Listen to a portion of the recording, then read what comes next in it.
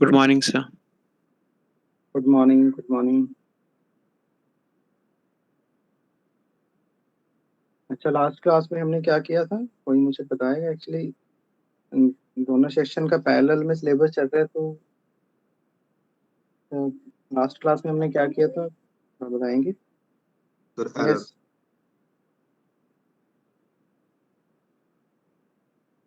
Sir, classifications of error. Okay.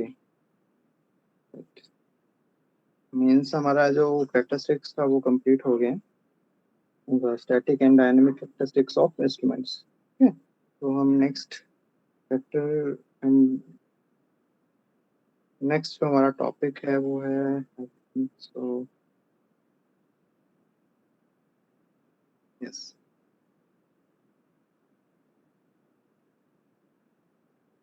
Lights are visible to all.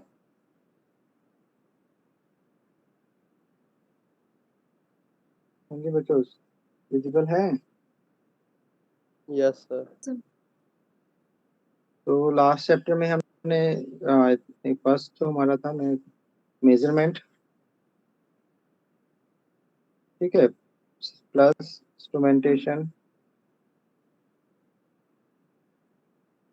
Instrumentation के बारे में पढ़ा। इसमें हमारे पास इंस्ट्रूमेंट्स, क्या क्या हमारे इंस्ट्रूमेंट्स होते हैं। सेकेंड हमने कैरेक्टरिस्टिक ऑफ इंस्ट्रूमेंट्स। इंस्ट्रूमेंट्स हमने पढ़ा जिसमें आपके पास स्टैटिक एंड डायनेमिक, ठीक है, ये हमने लास्ट चैप्टर में डिस्कस किया है। ठीक है, तो इन सभी टॉपिक से इसमें से भी आपका क्वेश्चन बनता है। इसमें 5 मार्क्स का क्वेश्चन आ जाता है। Measurement and system would explain measurement system and instruments. ठीक है, इसमें से आपके स्टैटिक और डायनेमिक से आपके पास कैरेक्टरिस्टिक्स में से न्यूमेरिकल प्लस थ्योरी का क्वेश्चन बनता ही है, जिसमें आपके पास न्यूमेरिकल में आपके पास 2 marks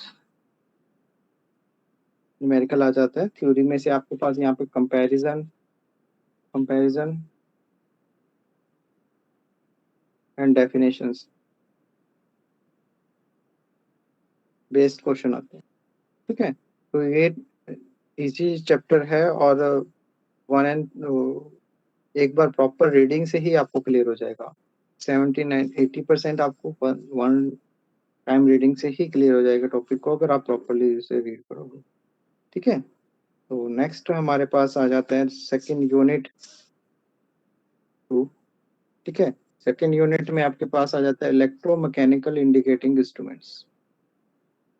right, electromechanical indicating instruments in which we have different type of electromechanical instruments। इसमें हमारे पास फर्स्ट आपके पास जो हम स्टडी करते हैं permanent magnet moving type of instruments. इसमें आपके पास डीआरसी नॉवल को हम स्टडी करेंगे। सेकंड आपके पास आ जाता है मूविंग आयरन इंस्ट्रूमेंट्स। ठीक है, जिसमें आपके पास हम कंस्ट्रक्शन, इक्वेशन, डायनामिक बिहेवियर ये सब स्टडी करेंगे। दोनों ही केस में हम permanent magnet moving coil instrument की बात करें, मूविंग आयरन की बात करें। ठीक है, दोनों में हम construction, torque equation, application and dynamic behaviour of galvanometer, ठीक है, ये हम स्टडी करेंगे। राइट, तो इसके अलावा हमारे पास galvanometer shunt, ammeter shunt, multi range volt, DC volt मीटरोमीटर, ये भी हम पढ़ेंगे, series and shunt type. But सबसे पहले हमारे पास ये टॉपिक रहेगा गैल्वेनोमीटर, जो हमारे पास अधिक जो भी हमारा एमीटर है, वोल्ट मीटर है, ठीक है, वो एसी पे बेस्ड है। हमारा जो गैल्वेनोमीटर है, galvanometer use as a voltmeter and as ammeter, ठीक है, in comparison purpose and measurement of current. ठीक है, पोटेंशियोमीटर्स में हम यूज करते हैं, कंपैरेटर्स में यूज करते हैं जहाँ पे हम अननोन रेजिस्टेंस, इंडक्टेंस, कैपेसिटेंस को मेजर करना चाहते हैं, इंस्ट्रूमेंट्स हम यूज करते हैं।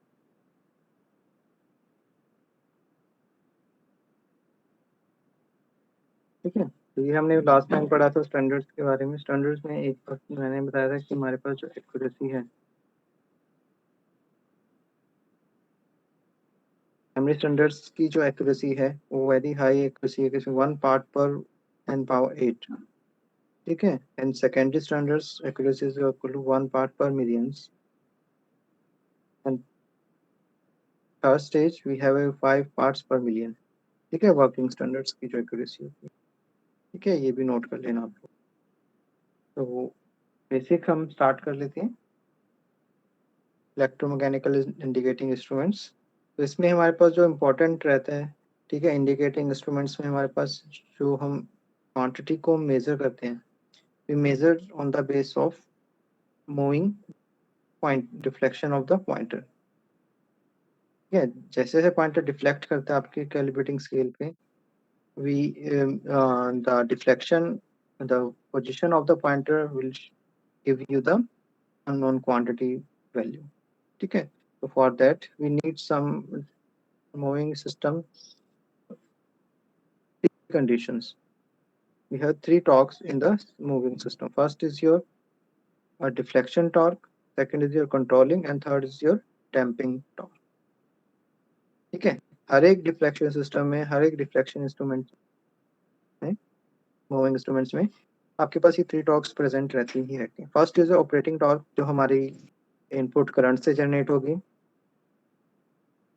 ठीक है, कंट्रोलिंग टॉर्क जो हमारी जनरेट होती है स्प्रिंग से, जो हमारे मूवमेंट को कंट्रोल कर रही है। डैम्पिंग टॉर्क, ठीक है, ये एडी करंट और एयर फ्रिक्शन।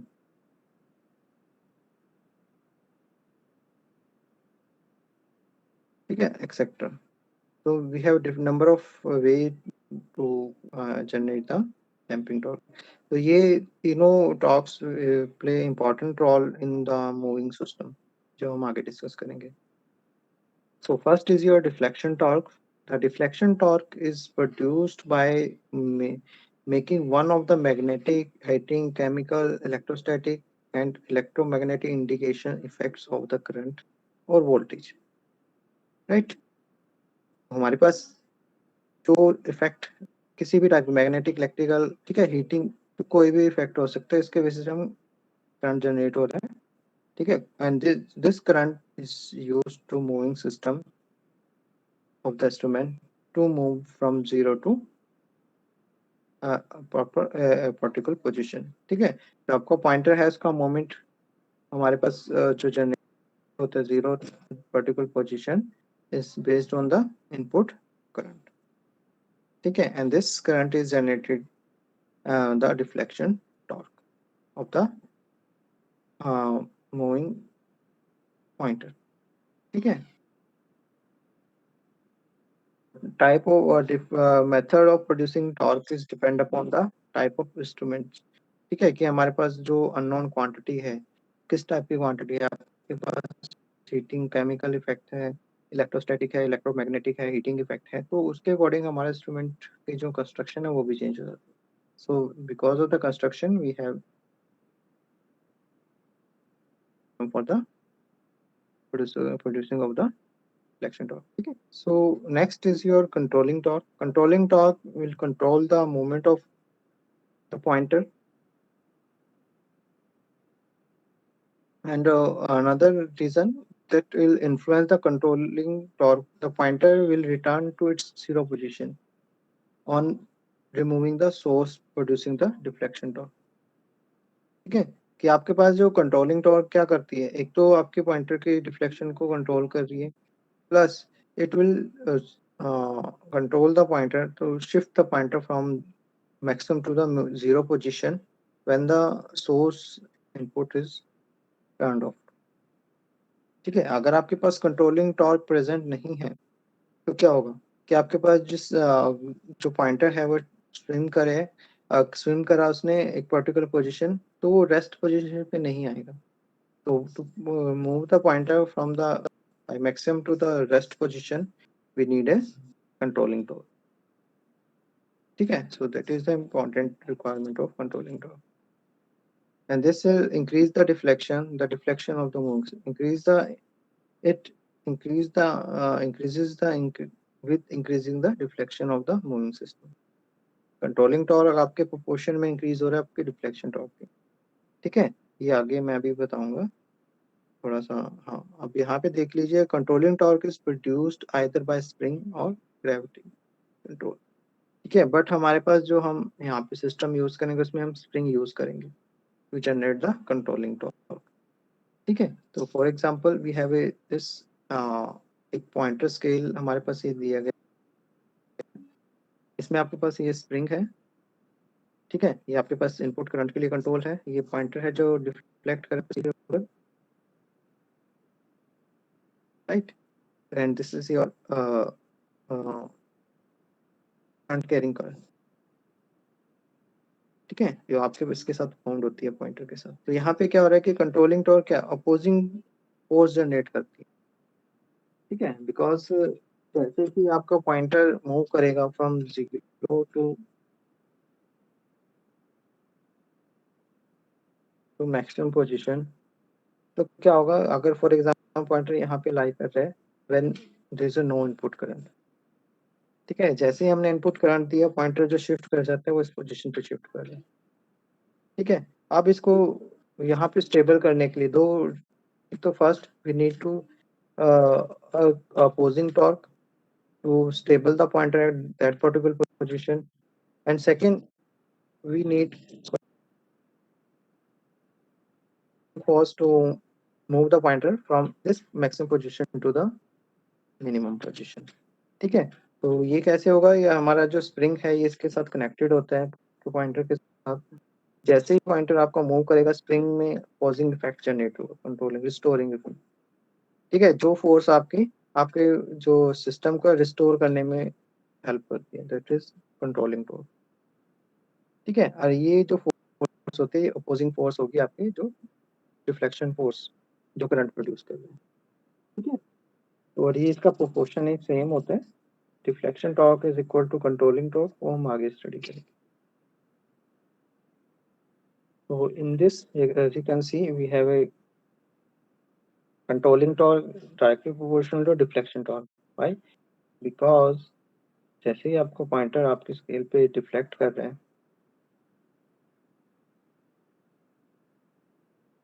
ठीक है, तो कंट्रोलिंग टॉर्क जो प्रोपोर्शन किसके प्रोपोर्शनल होती है, आपके थीटा की।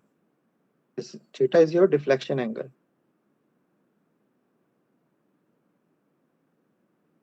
ठीक है। सो डिफ्लेक्शन एंगल ये आपके पास स्प्रिंग है, ठीक है। तो यहाँ पे अगर हम फाइंड आउट करना चाहे TC is your controlling torque और योर रिस्टोरिंग फोर्स, ठीक है। तो ये हमारी रिलेशनशिप होगा कैसे, K is your constant, spring constant, theta is your deflection torque, sorry, हाँ deflection angle, ठीक है। तो ये force, so in that case directly depend upon the deflection angle, ये K तो constant रहेगा बट जो कंट्रोलिंग टॉर्क है वो इंक्रीज और डिक्रीज कर रही है आपके डिफ्लेक्शन एंगल के ऊपर, ठीक है। And deflection torque is directly proportional to Ks I, K is again constant of 12 nanometer and I is your input current, unknown current भी आप कह सकते हो, जो आपका जनरेट आपका सिस्टम जनरेट करे ट्रांसड्यूसर और उसे आप इनपुट दे रहे हो अपने मूविंग कॉइल को, ठीक है। जो आपकी मूविंग कॉइल फील्ड में मूव कर रही है तो will generate the deflection torque, and at the steady state condition, at state condition, steady state condition क्या है, जब आपके पास डिफ्लेक्शन टॉर्क आपके कंट्रोलिंग टॉर्क के इक्वल होता है, तब आपके पास स्प्रिंग कांस्टेंट हो जाएगा, सॉरी पॉइंटर स्टेबल हो जाएगा। तो in this basis of this condition we find out the relationship deflection torque with front, so we can say that कि आपके पास जो डिफ्लेक्शन टॉर्क है डिपेंड करती है आपके इनपुट करंट पे,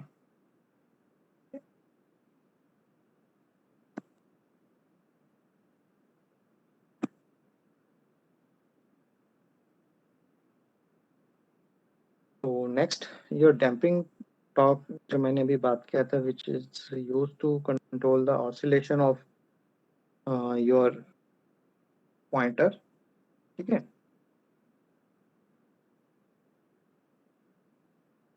So we have already seen that the moving system of the instrument will tend to move under the action of the deflection torque, but on account of the control torque, it will try to occupy a position of rest when the two torques are equal and opposite. Okay, however, due to inertia of the moving system, a pointer will not come to the rest immediately, but oscillate about its final deflection position and take appreciably time to come to the steady state condition.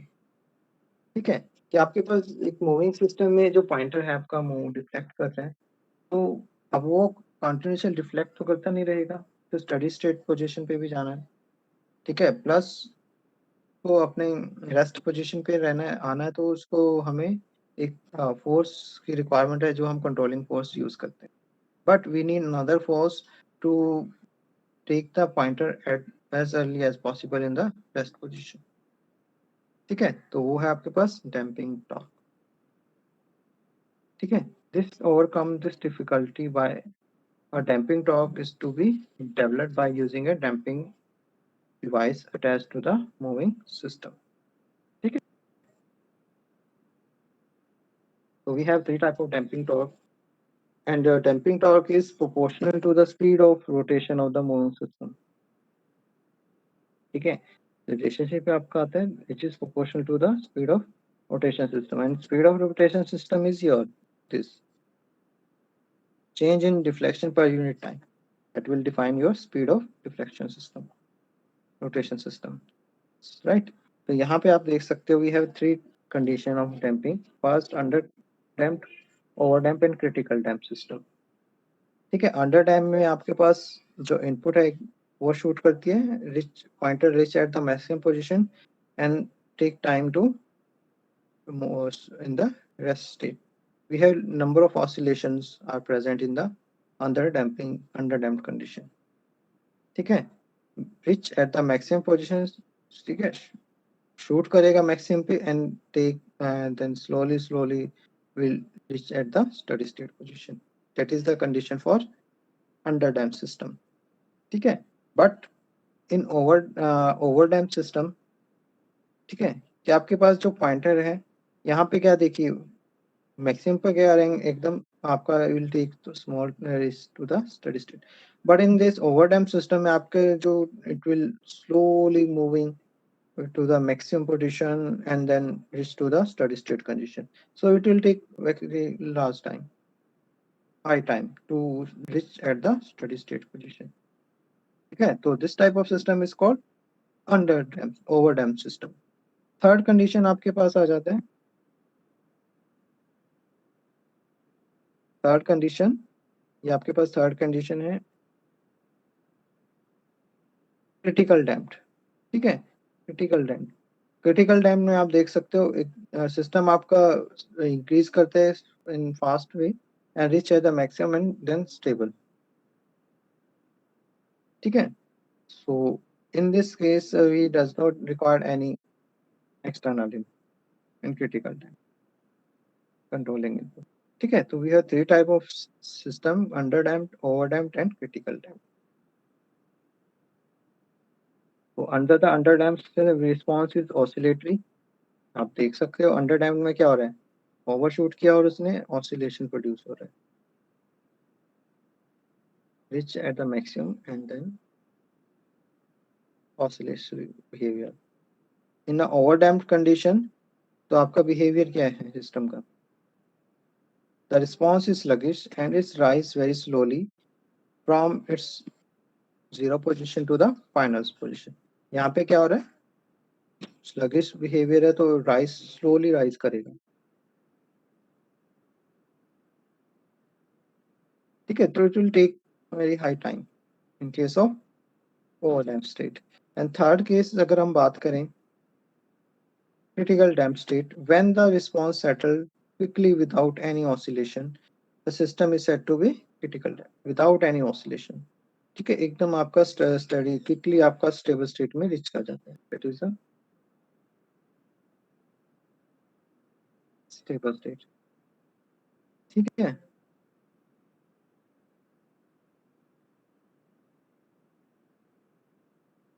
ठीक है, तो ये आपके पास critical condition हो गया, over damped and under damped. ठीक है, ये डैम्पिंग कंडीशंस हैं आपके सिस्टम की। And damping torque is produced by the following method: air friction, eddy current, fluid friction and electromagnetic damping effect. ठीक है, तो ये सभी इफेक्ट्स प्रेजेंट रहते हैं आपके सिस्टम में। आपके इंस्ट्रूमेंट जो इंटरनल मैकेनिज्म है to control the oscillation of the pointer. We have air friction also present, eddy current which is generated by former fluid friction. We have a fluid friction in some moving systems, electromagnetic damping. ठीक है, तो ये always depend करता है आपके instrument to instrument. तो ये तीन कंडीशंस हमने स्टडी की हैं। ठीक है, two type of torque: controlling, damping and TV. TV is your ये damping है, ये आपकी डिफ्लेक्शन है, that is your controlling torque. ठीक है, तो हमने तीनों टॉर्क्स को स्टडी किया। तो ये all three torques are very very important for any moving moving instruments, moving pointer instruments. ठीक है, तो फर्स्ट जो हम स्टडी करेंगे permanent magnet moving coil type of instrument. इसमें आपके पास हम बात करते हैं गैल्वेनोमीटर की। गैल्वेनोमीटर आपने पढ़ा है, आई थिंक आप लोगों ने स्टडी किया है इन योर प्रीवियस क्लासेस। पढ़ा है बच्चों? हाँ जी,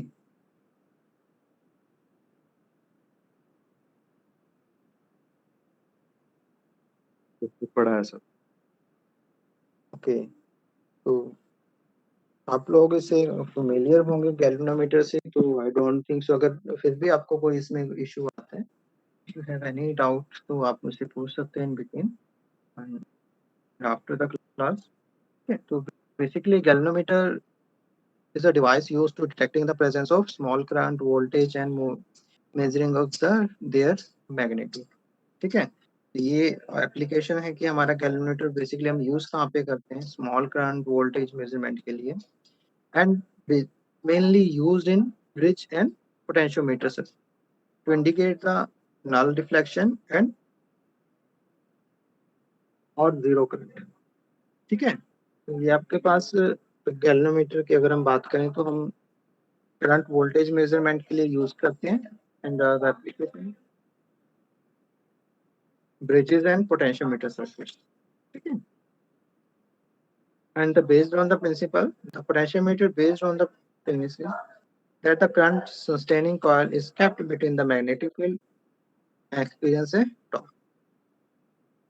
When the current carrying coil present in the magnetic field, it experiences a magnetic field. Okay, and with that field will generate the torque. ठीक है, तो ये इलेक्ट्रोमैग्नेटिक बिहेवियर आपको ऑलरेडी पता है कि आपके पास अगर एक हम करंट कैरिंग कॉइल को within two permanent magnet और you can say magnetic fields के में प्लेस कर देते हैं। ठीक है, and we applied the current to that particular magnetic current carrying coil, and this mechanism will generate the torque. ठीक है, this torque will help to rotate this moving coil. ठीक है, बिकॉज जो ये टॉर्क है आपकी फोर्स एक्सर्ट करेगी आपकी कॉइल पे, and coil will start in rotating in particular direction. ठीक है, तो इन दिस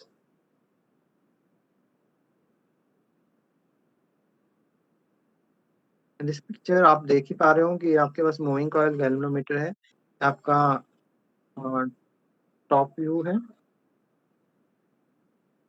और ये आपका फ्रंट व्यू है।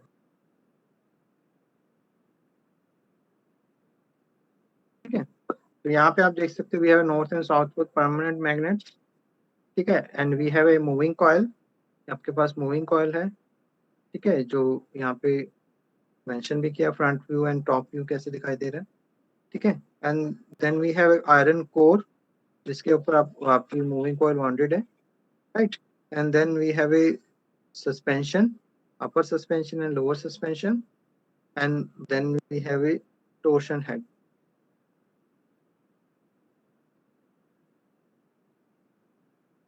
that is your torsion head.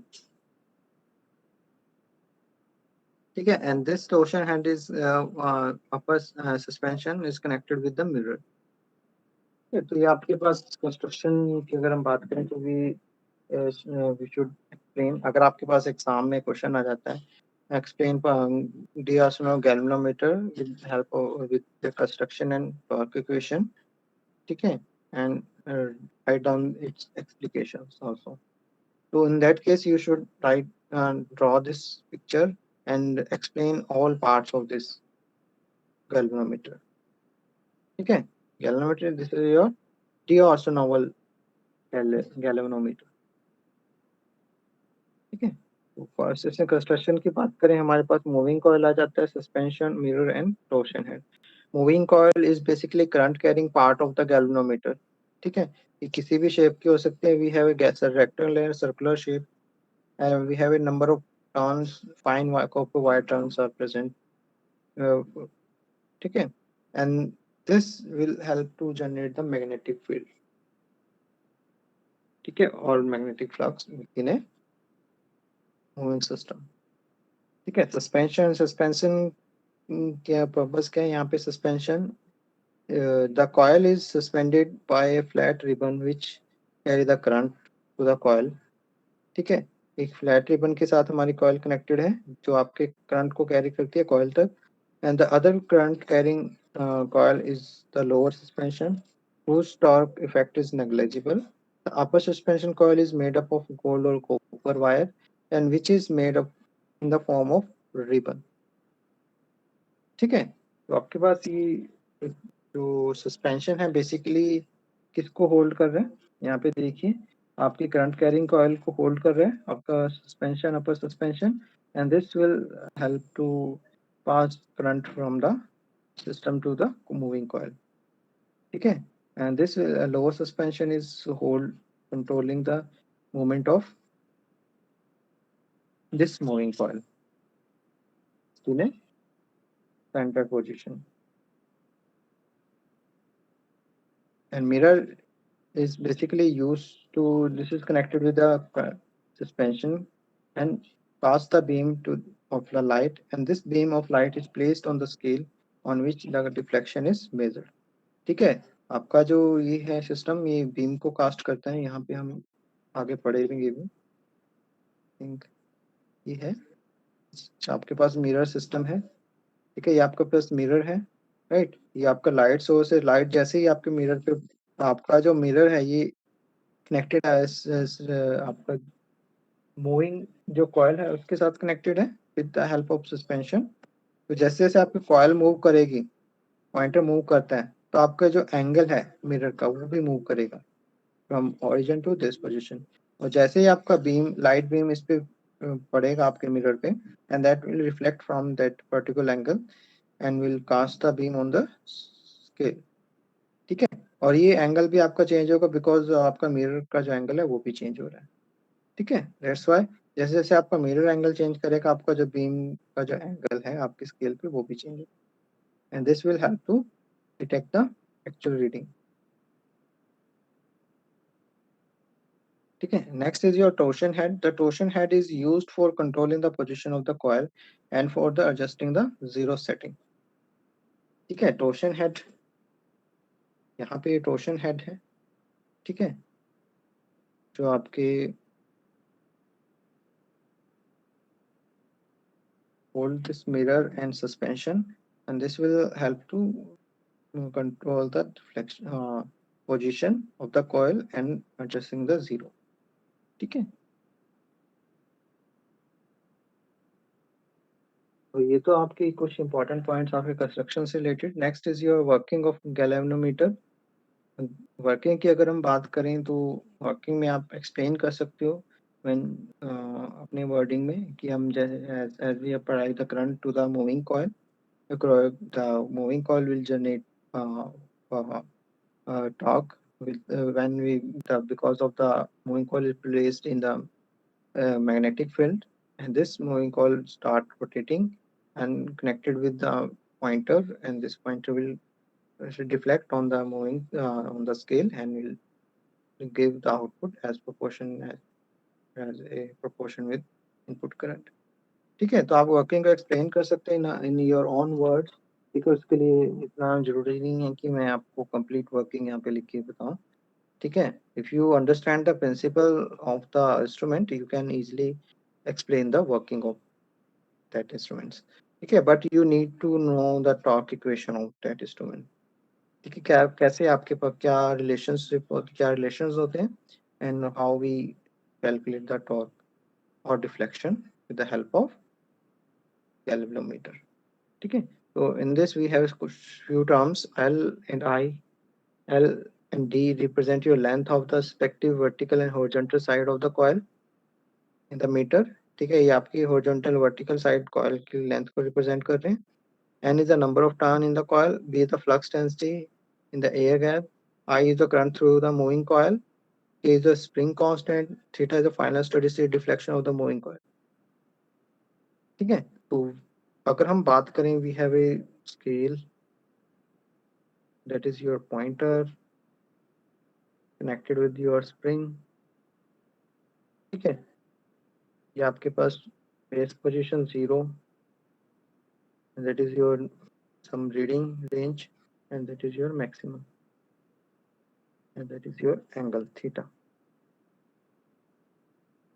ठीक है, तो यहाँ पे क्या है, first when the current flow through the coil it experiences a torque which is expressed in torque. हम कैसे explain करें, TD is equal to applied force force into distance. Deflection torque is related with force into distance. ठीक है, force जो आपके exert कर रही है आपकी कॉइल के ऊपर ड्यू टू अप्लाइड करंट.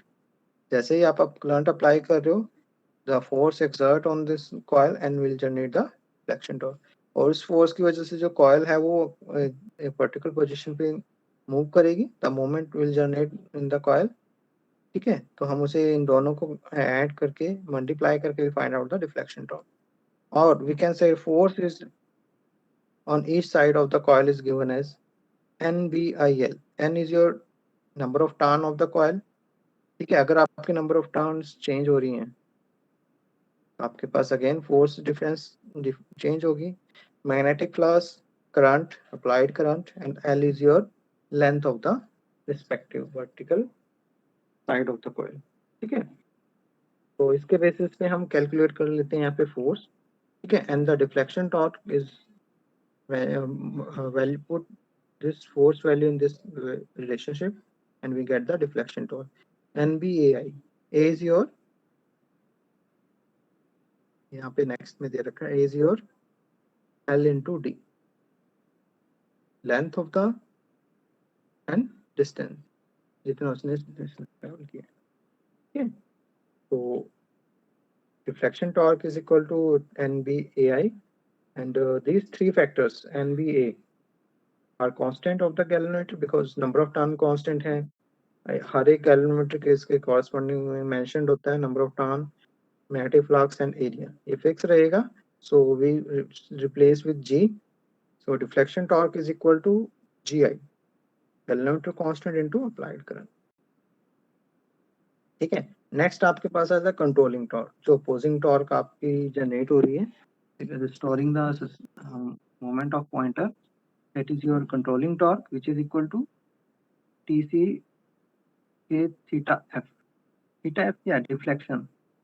जैसे जैसे आपके पास डिफ्लेक्शन टॉर्क इंक्रीज होती है एंगल भी आपका इंक्रीज होता है. ठीक है, जैसे जैसे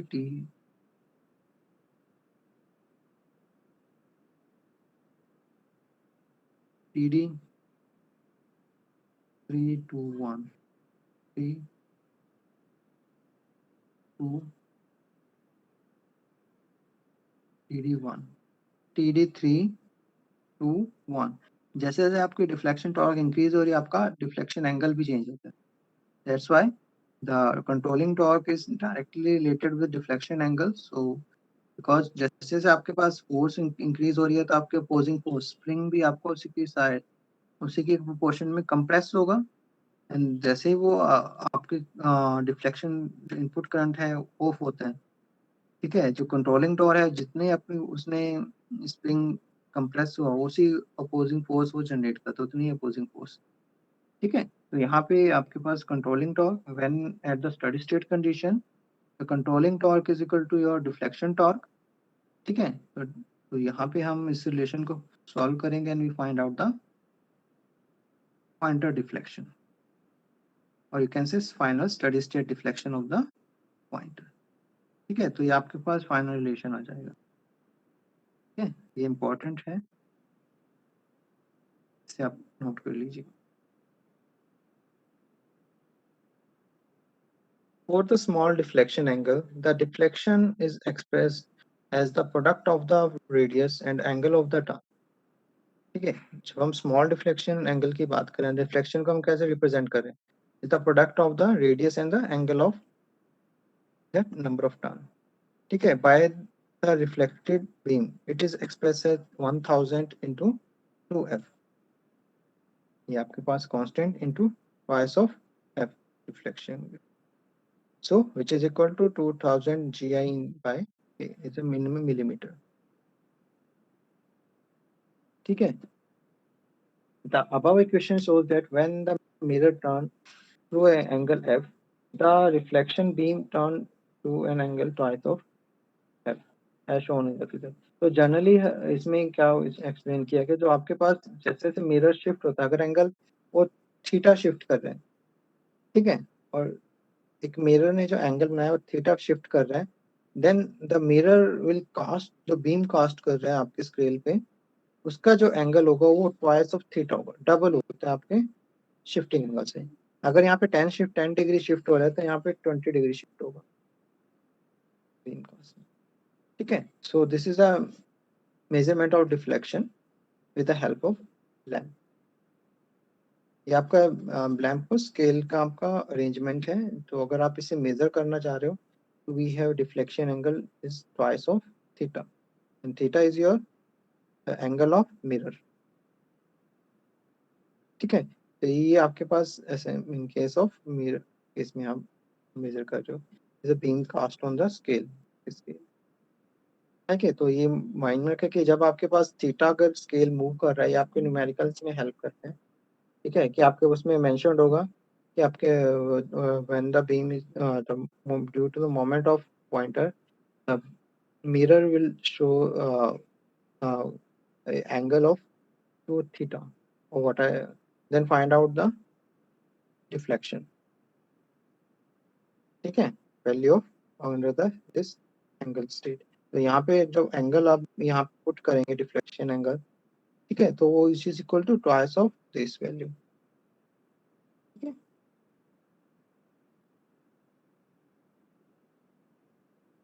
तो आज हम यहीं तक करेंगे। ठीक है, नेक्स्ट टाइम इसका एग्जांपल हम गैल्वेनोमीटर में भी यही हमने इसको एक्सप्लेन किया है, जस्ट ये अलग से मैंने मेंशन किया। सिंपल एक गैल्वेनोमीटर की वर्किंग है जो अब तक हमने पढ़ा, इसको हम डीआर्सनॉल गैल्वेनोमीटर में भी सेम इसी को स्टडी करते हैं, because the d'Arsonval galvanometer based on this working principle. Okay, up to this, if you have any doubt so please ask। yes, any question बच्चों? otherwise मैं शेयरिंग को स्टॉप कर रहा हूँ। any question? no?